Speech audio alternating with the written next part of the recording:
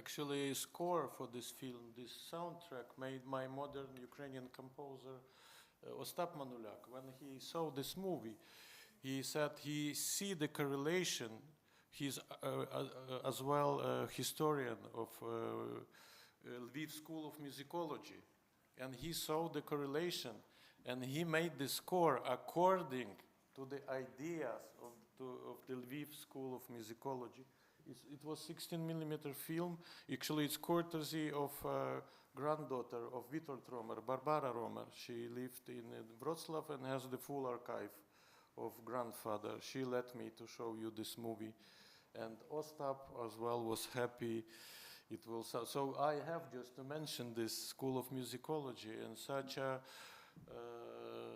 names as Zofia Lisa or Ukrainian avant-garde composer Stefania Turkiewicz, and especially Józef Kofler, one of the first dodecaphonic composer, just to skip this. And of course, in the very movie, we can see many elements. We can talk about half an hour at least. This way of modernization of Lviv, 2 swimming pools at least we have. The way of montage of this film, influence of aeropictura, because Romer was involved in aerophotography as well. So all these elements were to be talked about. Actually, Józef Kofler was studied here in Vienna with Allenberg, but back in Lviv, he has a correspondence with Arnold Schoenberg, and he has such a pupils as Roman Haubenstock-Ramati, who was later lived here in Vienna. I even shouldn't talk this avant-garde composer as well, but if you can see this, how he used. So Lviv has his own movie club, not movie, this kino club, with these avant-garde movies. One of the Ukrainian artists, Roman Turin, was involved in it. He was working in Paris. Here it's just photograph from archive of Roman at Margit Sielski. He assisting Augusto Ginina with his movie in Paris. And this is the newspaper or magazine they were published. I mean, the club which name was Avantgarde. And some of the montages of Roman Turin as well here. So the last of the tutors in the School of Photography in the Polytechnic 1 year before the Second War was Jan Aloise Neumann. It's his one of the picture of his series of montages dedicated to First World War. Actually, this one was published on London Illustrated, on the cover of London Illustrated, and here is the illustration cover of one of his book on photography. Actually, he was connected to Vienna, and many time of 20s and 30s he was spending here, and has evidence how close he was here for the photographic milieu here. His publication in Kamerakunst here in Vienna. Another photographer connected to Vienna is Ukrainian Oleksa Balitsky, one of the founder of UFOTO, Ukrainskie Fotograficzne Towarzystwo. And the same time he was in Lviv Photographic Society as well. There is a connection. First of all, we can see influence of Rudolf Kopitz here for sure in Vienna, but they connected even more, not by Vienna, with Jan Neumann. When after famous massacre in 1941 in Lviv, when Soviets were leaving, Oleksa Balitsky recognized Jan Neumann. He was totally massacred just by his shoes. It's a dreadful story, I even when talking about this. So it shows how close the relation was.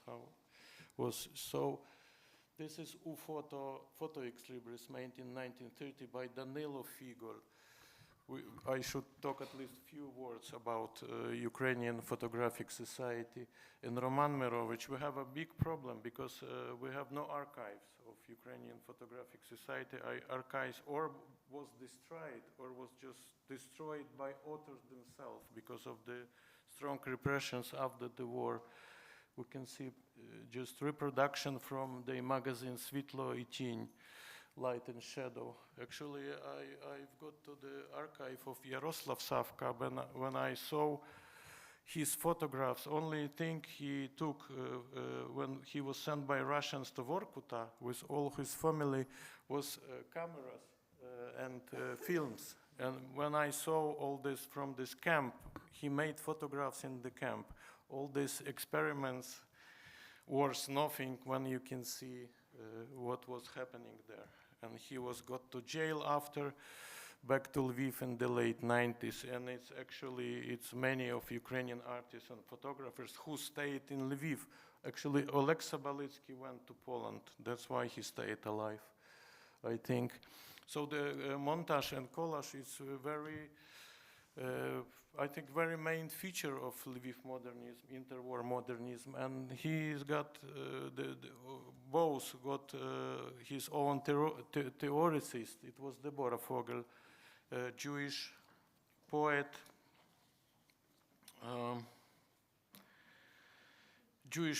constructivist poet, art critic, philosopher, and thinking.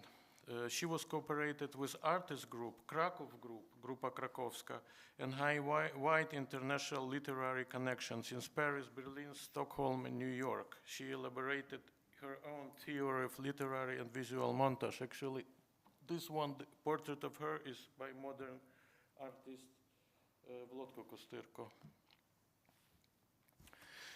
So, artist group was the first and foremost contributed to original phenomena of Lviv modernism, I mean photo collage and photo montage. Let me show just a few works and you will see a few names. Henryk Strank, actually one of the montage now is a collection of National Museum in Kiev from the last year. This collage of Margit Reichsielska, and actually it's very on time. One of the one which left in Lviv, so I have to go fast and show you some more of montages and just mention the places Lvivians were studied. Some of them, as Margit Sielska, actually the portrait of her as well by Alexander Krzywoblotsky on the right side. Actually, most of them moved to Paris from Vienna. Margit Sielska, straight from Vienna Academy, she went to Paris. And few artists, Henryk Strank and Jerzy Janisz, they came to Paris, straight to the Académie Moderne of Fernand Léger from Vienna, from this exhibition. We have very good memoirs of Jerzy Janisz. He described this exhibition at Secession as surgery on his eye. Actually, this work of Fernand Léger was on this exhibition. I know maybe other version of this work, but this Petit Déjeuner for sure it was. Few drawings Léger made especially for Lviv edition of Tadeusz Piper Manifesto, now in Muzeum Sztuki in Łódź. Another center where Lvivians went was Berlin, and group of 4 Jewish artists. They all up on the up row from the left, Leon Weisberg, Sigmund Menkes, Alfred Aberdam, Joachim Weingart, and they organized the group The Quarter later in Paris in 1925, quite known group. I have to mention Ukrainians, of course. Ukrainians as well. The Berlin and Paris was one of the main centers they went for studies. Early 30s, they organized a group called ANUM, Association of Independent Ukrainian Artists, Асоціація незалежних українських митців. One of the organizers, Святослав Гординський, and Yaroslava Muzyka, they both together as well was studied in Académie Moderne in Paris. Here is a cover of the first exhibition, an illustration from the last one in 1939 actually. ANUM started first international collection in Ukrainian Museum in Lviv, and it was destroyed in 1952. So behind this ANUM, this is the maybe main actor behind the ANUM is Pavlo Kovzhun, former futurist from Kiev. And he was very active in Lviv later. How to come and how to come to the end. Ukrainians were very strong graphic artists, published as well in German magazines, active in Germany as well. By the idea of Mikhailo Boychuk, Ukrainians have to educate peasant population by churches and by books.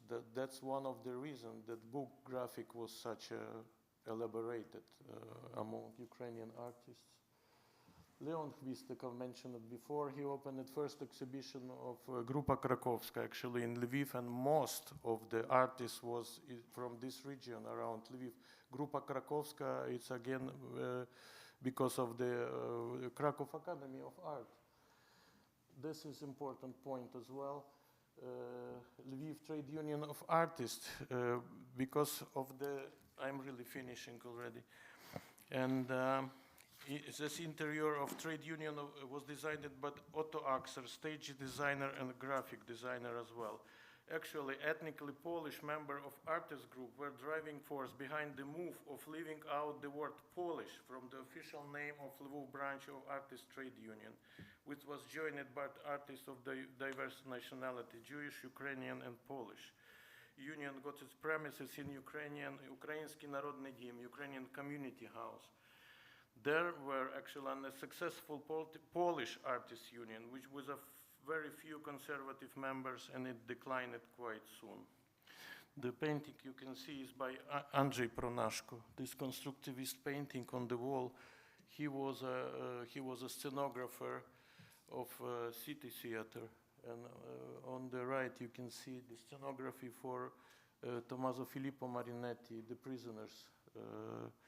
Marinetti was visiting for 3 days. Actually, we reenact this in Hotel George during the days of avant-garde in Lviv.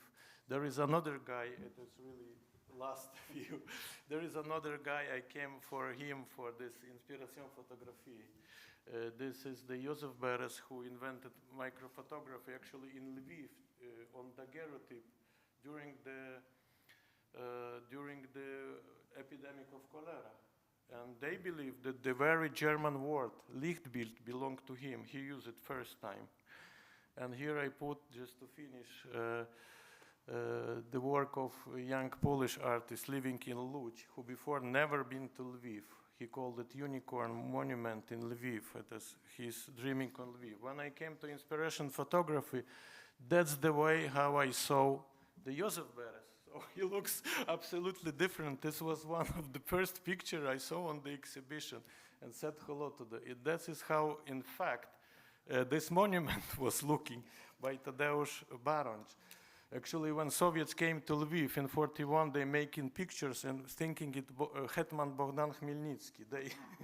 And Baronj, so it's about mixing histories. And Baronj actually was a founder of first club of amateurs of photography.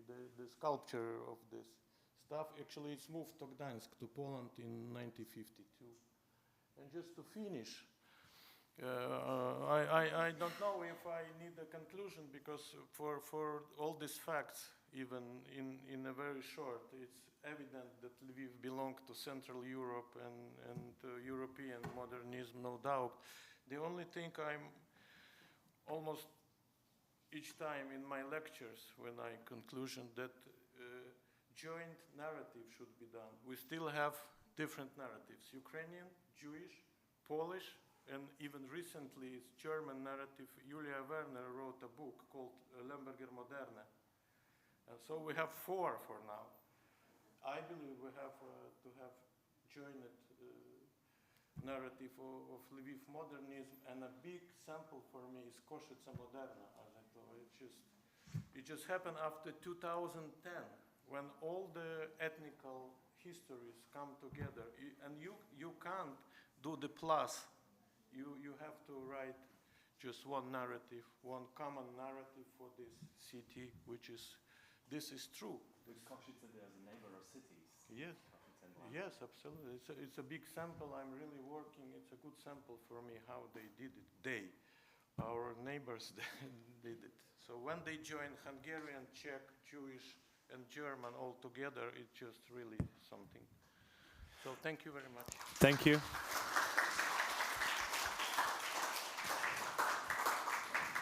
Yes, so that was a very amazing example for what we mean with storms and networks, because that was really a storm of names, storms of connections, storms of influences. And I mean, Lviv, it's exactly in the middle of that. We start with Brno, then we was in Kharkiv, and we end with Lviv, and we shown even the nice of the multiculturality of the networks of the modern in the between the world wars. And now, if there are some questions, because we have in 15, maybe 20 minutes, the last lecture, the keynote lecture of Professor Mudrak from USA, from Ohio State University, and that will be the last lecture of this day. So, do you have some questions on Andriy, or maybe on the coffee, on coffee and tea now? Yeah. So thank you very much, and in 20 minutes.